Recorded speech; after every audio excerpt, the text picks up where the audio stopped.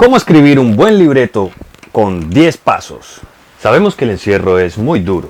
Realmente, algunas personas creo que se están volviendo locas. Menos mal, yo no tengo ese problema. Lo único diferente que ha causado en mí este encierro es que ahora hablo con mi gato. Sí, yo te entiendo. Algún día todo pasará. Lo sé. Después de una larga investigación, hemos descubierto que podemos emplear muy bien el tiempo en casa, pues creando historia. Así que hemos recogido 10 puntos muy importantes que debes seguir para crear un gran libreto desde tu casa. Quien quita y seas el propio Shakespeare. Mi nombre es Antonio Díaz. Soy en estos momentos estudiante de Comunicación Audiovisual de Bellas Artes y Ciencias de Bolívar. Tengo experiencia actuando, tengo experiencia escribiendo, moviendo cables, llevando agua. O sea, me la he pasado en esto porque esto es mi vida. Así que me he reunido con un grupo de trabajo muy bacano que también trabaja el tema de las artes escénicas y hemos decidido crear este video pensando en que de pronto hay muchas personas que no saben qué hacer en este tiempo de encierro. Lo primero es entender la importancia del libreto, porque la improvisación es muy importante. Muchas veces en el teatro y en las artes escénicas, incluso en el cine y la televisión, uno le exige a ciertos actores que improvisen. Pero ven acá, estamos encerrados, así que ¿por qué no escribir una gran historia? Y esa forma de plasmarla se llama libreto. Así que si quieres o tienes una gran historia, lo mejor que puedes hacer es escribirla. Por eso el primer paso es entender que es importante tener siempre un libreto. Ahora, ¿cuál es la forma correcta de escribir un libreto? Realmente se puede decir que hay unos formatos que son universales, pero como es un arte creativo, puedes hacerlo como quieras. Nosotros te vamos a recomendar seguir el siguiente formato. Hay 3 cosas que se deben escribir en un libreto. Lo primero es el número de escena y el escenario. Esto quiere decir en dónde está pasando la acción, en dónde se está desarrollando nuestra historia. Así que esto lo vamos a escribir todo completamente en mayúsculas, enumerándolos para saber de qué tipo de escena estamos hablando y poniéndolo en negrilla. Pasamos a lo segundo, que es la descripción. Aquí vamos a escribir detalles que tengamos sobre qué van a ser los personajes. Recuerda que lo más importante es escribir las acciones, aunque aquí también podemos escribir un poco cómo está el escenario. Ejemplo, el escenario es escena 1, cuarto de Antonio. En la descripción ponemos: Antonio está sentado, muy aburrido en una silla. Pero también podemos decir: el cuarto está completamente desordenado, mientras Antonio está sentado en una silla viendo su desorden. ¿Esto para qué lo hacemos? Porque sabemos que cuando estamos creando una obra, por lo general tenemos un director de arte. Este director de arte, si ves simplemente que se está describiendo que es un cuarto, pero si le decimos que es un cuarto desordenado, ya nuestro director de arte puede comenzar a trabajar un poco mejor en cómo estaría la escenografía para ese momento. Bien, esto lo escribimos normal en letra tamaño 12, corrido a la izquierda. Vamos con lo tercero, que son los diálogos. Sabemos que las acciones son importantes, pero a veces hay sentimientos que no podemos simplemente desarrollar por medio de acciones. ¿Qué sería lo mejor? Ahora bien, si vamos a hacer un diálogo, ¿cómo lo escribimos? Lo centramos.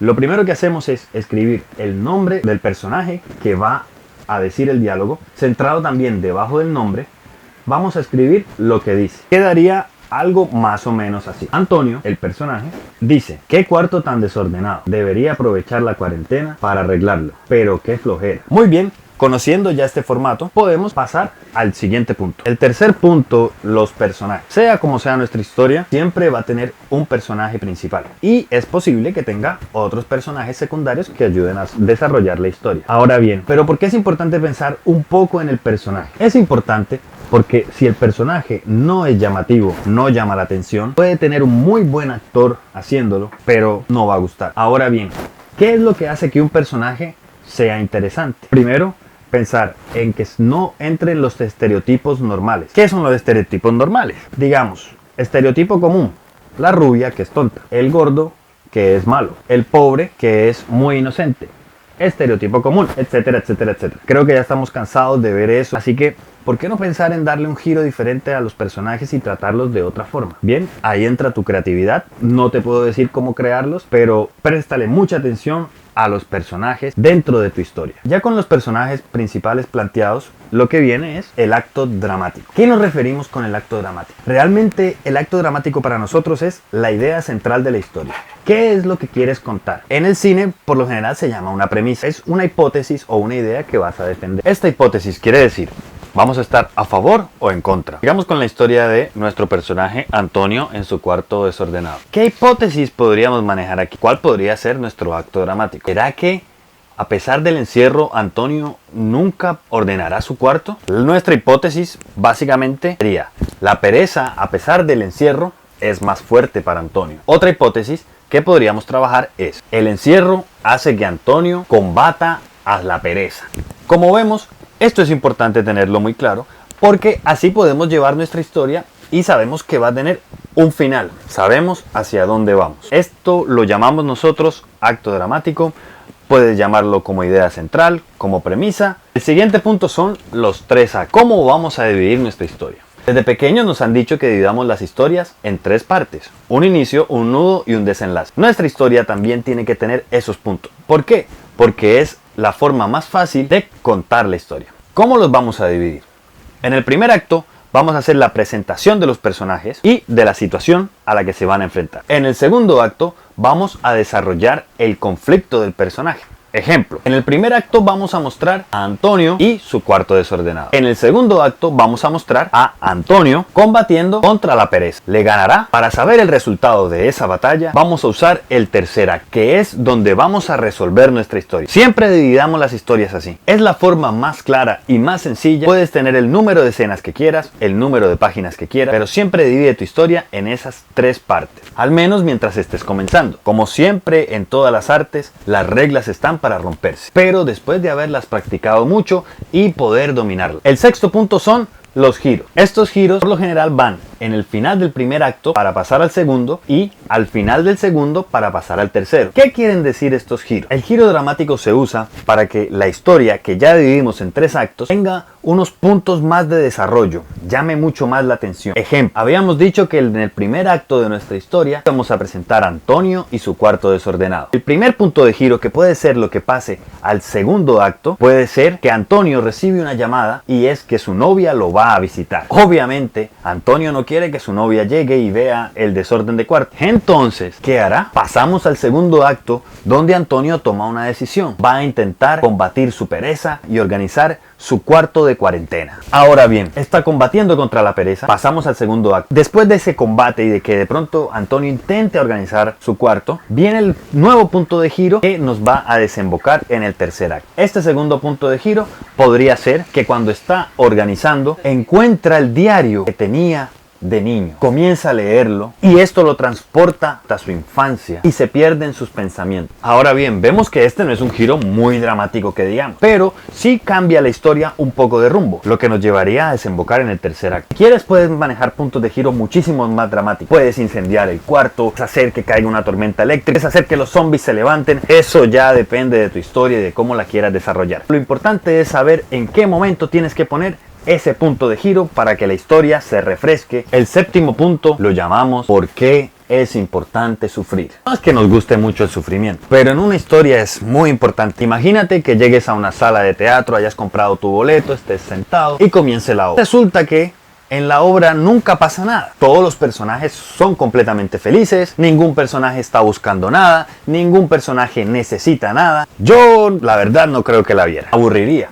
Entonces, tengamos muy en cuenta que es muy importante que nuestros personajes sufran dentro de la historia. Aunque esto suene un poco sádico, y sí, es cierto, yo creo que los que escribimos siempre tenemos algo de sadismo adentro. Nuestra misión es entretener a un público. Ahora bien, la mejor forma de entretener a un público es que nuestro personaje sufra desde el principio hasta el final. Ojo con eso, tampoco se trata de que el personaje todo le salga mal. Bueno, depende de tu creatividad. Siempre es importante que el personaje tenga un objetivo, necesite algo o esté buscando algo y que no lo encuentre muy fácilmente, que sufra un poco en el camino. Como dice el dicho, caminante no hay camino, se hace camino al andar. Y si ese camino es aburrido, qué pereza, me quedo en mi casa viendo Netflix. El octavo punto es la comedia. Esta parte a mí se me hace muy difícil. La idea es que por el tipo de público con el que se trabaja últimamente, siempre tu historia tenga siquiera 1 o 2 punch de comedia. Esto lo puedes conseguir con un personaje o con una acción. ¿Por qué es importante? Digamos que estamos en una historia dramática donde el personaje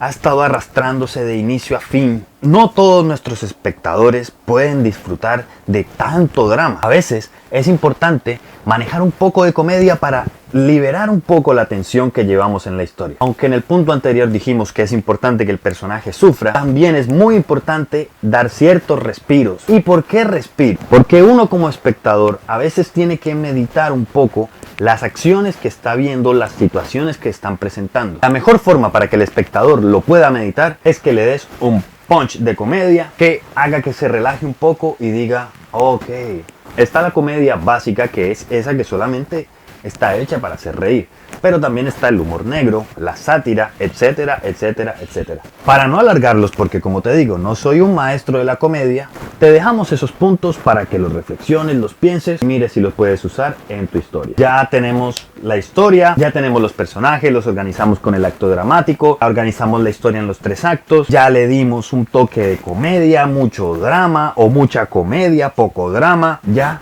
tenemos escrito nuestro libreto. Es muy importante que después de escrito busquemos historias que se parezcan a la nuestra. Buscar referentes siempre es muy importante porque a veces hay puntos de donde nos podemos nutrir. Aunque muchos dirán que esto debería hacerse mucho antes de escribir la historia, acá pensamos que se debe hacer después. Básicamente porque si lo hacemos antes, entramos predispuestos.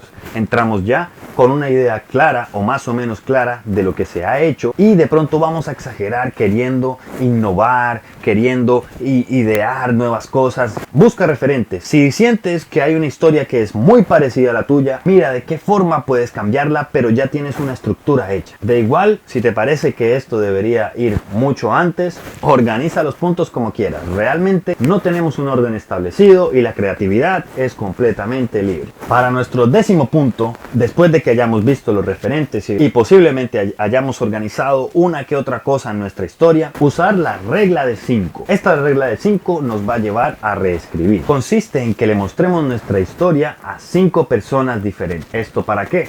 Cada una de ellas nos va a dar una opinión. Al final va a ser positiva o negativa. Pero como son 5 y es un número impar, siempre vamos a tener un punto ganado. Si es el positivo, quiere decir que vamos bien. Hay que prestarle atención a las partes negativas y ver cómo mejorar nuestra historia. Ahora bien, si los 5 puntos son negativos, quiere decir que hay un problema. De pronto no se está entendiendo tu historia. Así que lo mejor es volver al punto 1 y recomenzar a escribir. Así pienses que tienes tu historia completamente lista, nunca está de más reescribirla un poco. Para eso hay otro truco que se llama dejar respirar la historia. Esto quiere decir engavetarla, dejarla encerrada muy lejos de ti y ni siquiera pensar en ella por 2 o 3 días. A los 2 o 3 días la retomas. Muchas veces en estos momentos es que nos damos cuenta que hemos cometido ciertos errores. Pero ojo, no reescribir demasiado. Por lo general siempre se hacen 2 o 3 reescrituras de un libreto. Si nos ponemos a pensar en que vamos a estar reescribiendo y reescribiendo,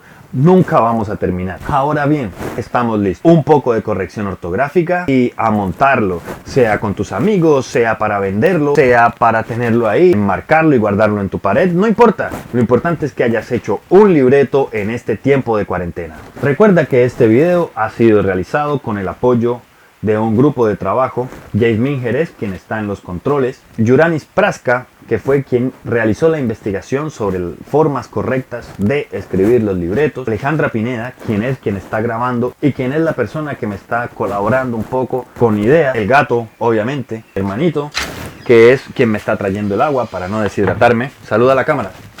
Hola.